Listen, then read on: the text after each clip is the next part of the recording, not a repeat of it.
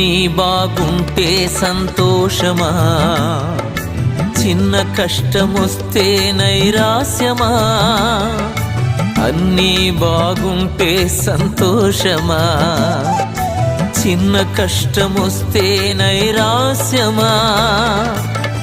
చీకటి లేకుంటే వెలుతురలా తెలిసేది, ఓటమిలో నుండే పట్టుదల పెరిగేది.